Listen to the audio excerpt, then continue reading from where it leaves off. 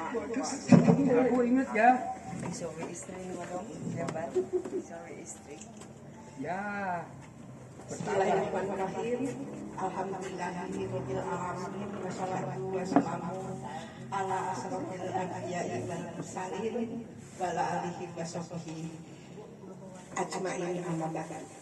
Assalamualaikum warahmatullahi wabarakatuh. Waalaikumsalam warahmatullahi wabarakatuh. Yang terhormat Bapak Adlan sebagai salah ketua Wadah dan Ibu juga Bapak Ibu semua yang saya hormati.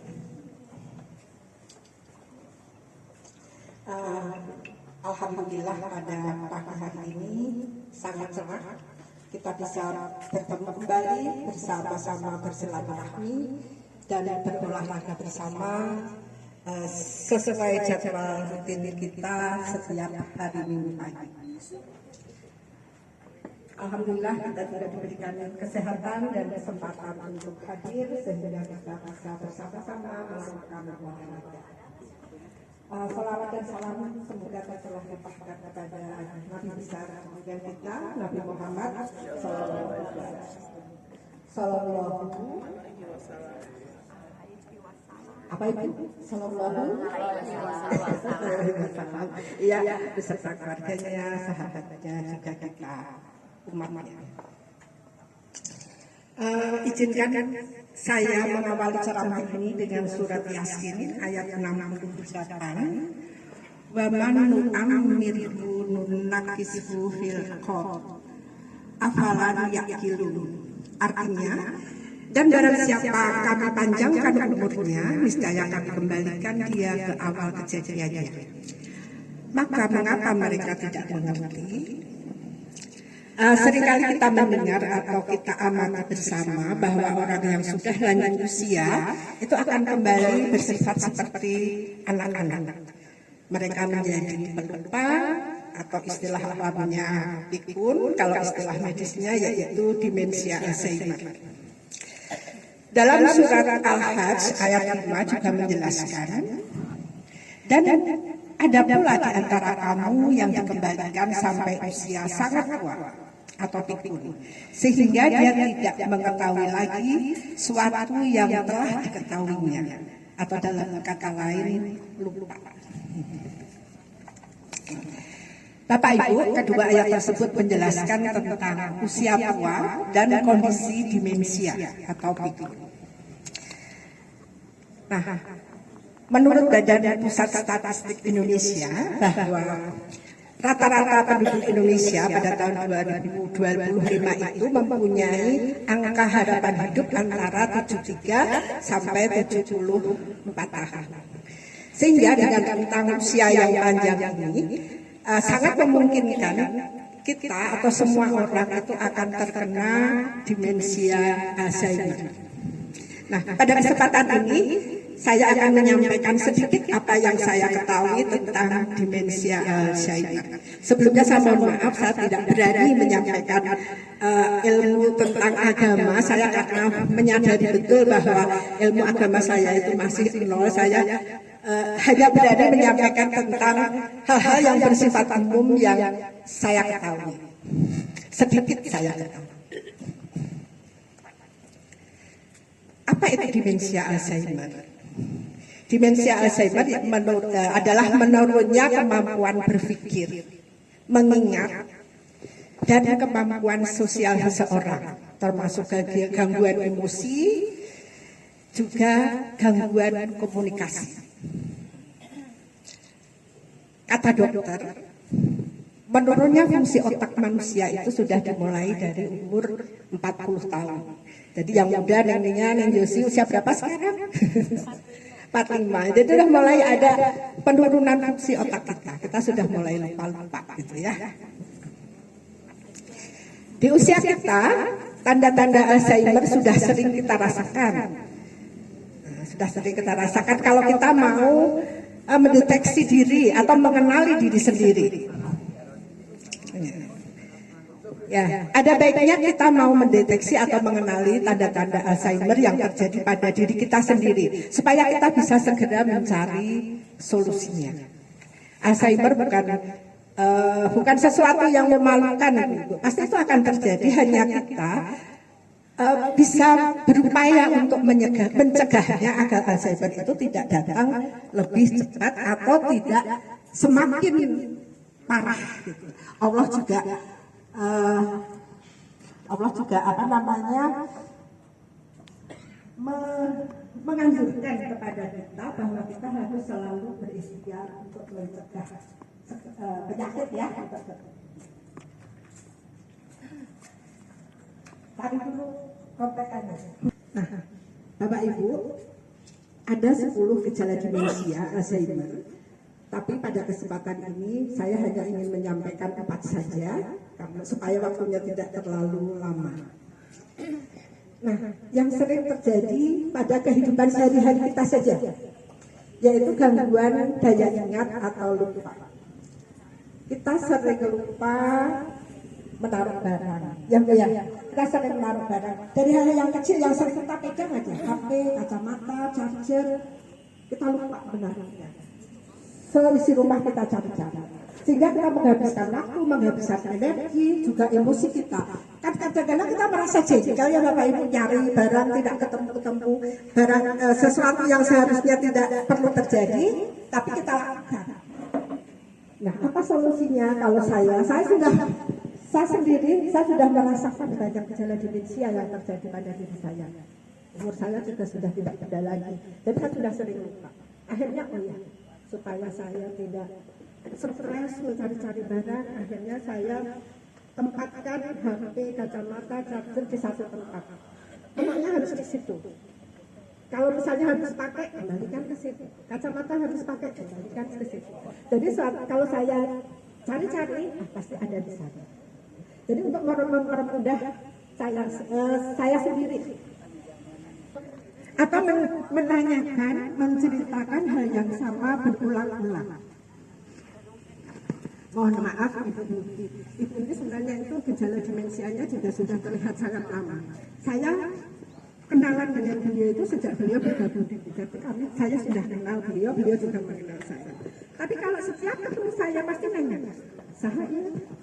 Besok ketemu lagi nanya, "Saha iya?" Jadi beliau itu lupa gitu.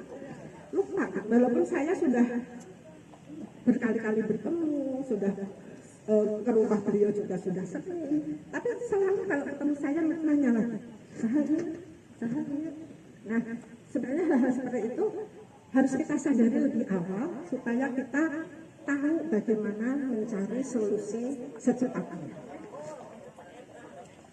Yang kedua adalah sulit fokus atau sulit konsentrasi. Contohnya saya nyapu di teras, terus mau ambil packing di dapur.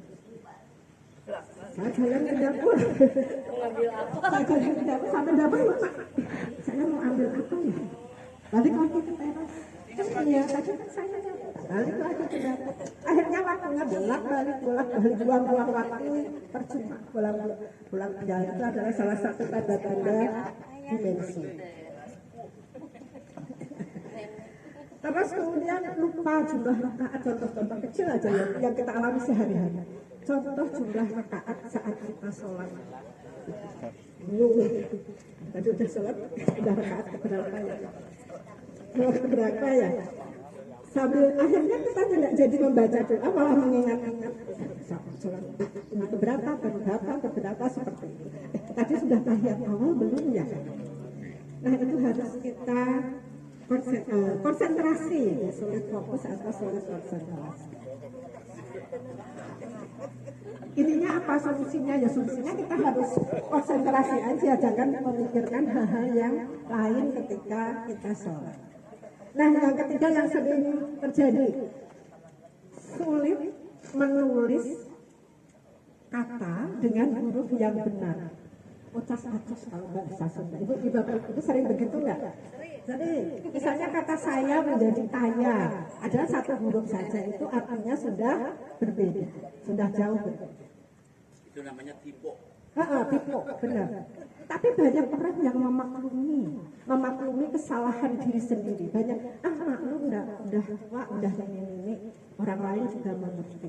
Jangan seperti itu. jangan maklum dengan pikun, itu salah satu slogan. Kalau kita sadar bahwa kalau tulisan kita salah, sebelum kita kirim kita baca dulu, oh tulisan saya ternyata salah, ya kita betulkan saja. Kita betulkan saja. Kalau sudah terlanjur dikirim, itu kan sekarang di HP ada program edit ya. Kita edit aja, kita betulkan saja. Kita betulkan saja, bukan apa-apa. Jangan meminta orang lain untuk memaklumi diri kita. Tetapi kita sendiri yang harus berusaha untuk memperbaiki diri. Jadi kalau kita salah ya kita perbaiki saja. Selain kita belajar konsentrasi, kita juga belajar ini motorik, menggerakkan jari kita. Oh kita betulkan lagi, kita betulkan lagi. Intinya jangan berharap orang lain memaklumi kita, tetapi kita sendiri yang harus memperbaiki diri sendiri. Kemudian yang ketiga, gangguan komunikasi. Lupa menemukan istilah atau kata. Padahal sehari-hari sudah sering kita pakai, kita ucapkan. Tiba-tiba lupa. Misalnya kanebo, padahal itu saya tuh sering itu di rumah itu selalu bawa kanebo untuk apa, untuk bersih perabot. Tapi suatu saat itu lupa aja itu kanebo itu apa? Itu loh labu yang bisa diperes, terus ada tempatnya. Lupa kalau itu namanya kanebo. Lupa namanya kanebo. Yang keempat, gangguan emosi. Gangguan emosi ya jadi anak. Tiba-tiba yang biasanya sabar, yang biasanya ramah, tiba-tiba berubah gitu perilakunya, berubah kepribadiannya, mudah tersinggung, iya mudah tersinggung, sensitif, itu juga sudah merupakan gejala Alzheimer. Menarik diri dari pergaulan, tiba-tiba nggak mau bergaul, pengennya diam aja di rumah. Menarik diri dari pergaulan itu juga salah satu tanda-tanda Alzheimer. Nah, Bapak Ibu, usia tua memang tidak bisa dicegah, pasti akan terjadi.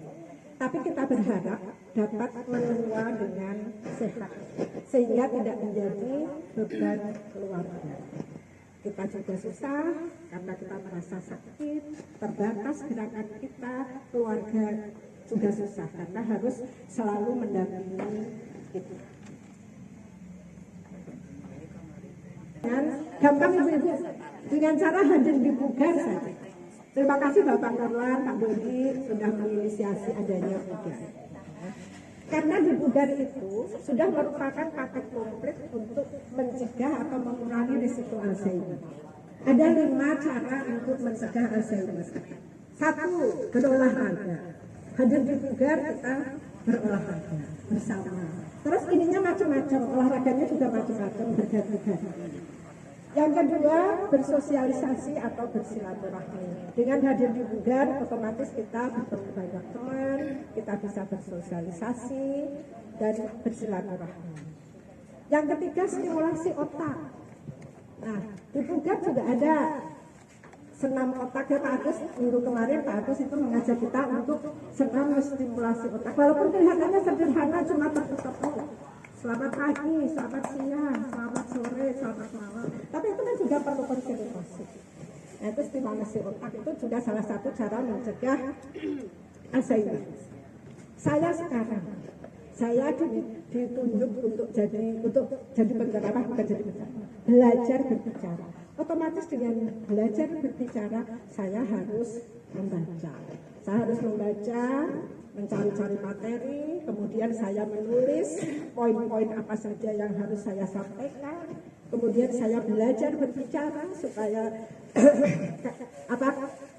kalimat yang saya sampaikan itu tidak salah. Itu juga salah satu cara untuk menstimulasi otak. Yang keempat adalah diet seimbang. Diet seimbang di rumah saja ya Bapak Ibu. Kalau di Bugar makanannya banyak macam, kayaknya itu tidak bisa dibilang diet seimbang.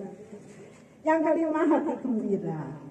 Hati gembira ini Pak Dodi, saya lihat itu selalu gembira, berolahraga sambil bernyanyi-nyanyi. Kemudian kalau memimpin salam Garcia, salam Bugar juga dengan penuh semangat sehingga beliau sehat sampai sekarang. Usia berapa Bapak? Punten? Berapa? Baru 17. Oh baru 17. Ibu Aceh luar biasa. Usia beliau sudah 84 Ibu ya. Tapi karena beliau selalu olahraga, selalu bergaul, hati gembira, jadi sampai usia 84 masih tetap sehat dan masih bisa mengikuti kegiatan yang ada di kasar lain. Di Budar masih ada plus-plusnya, ada siraman rohani, kemudian ada nyanyi-nyanyinya, gitu. Hati gembira itu adalah obat. Hati gembira itu membuat kita terhindar dari penyakit demensia Alzheimer. Mungkin itu saja bapak-bapak yang dapat saya sampaikan. Mohon maaf atas segala kekurangan. Ada semboyan yang saya kutip dari Yayasan Alzheimer Indonesia. Tua oke, Alzheimer no way. Jadi jangan menua dengan Alzheimer. Ya, jangan menua dengan Alzheimer. Demikian, mohon maaf atas segala kekurangannya. Wassalamualaikum warahmatullahi wabarakatuh.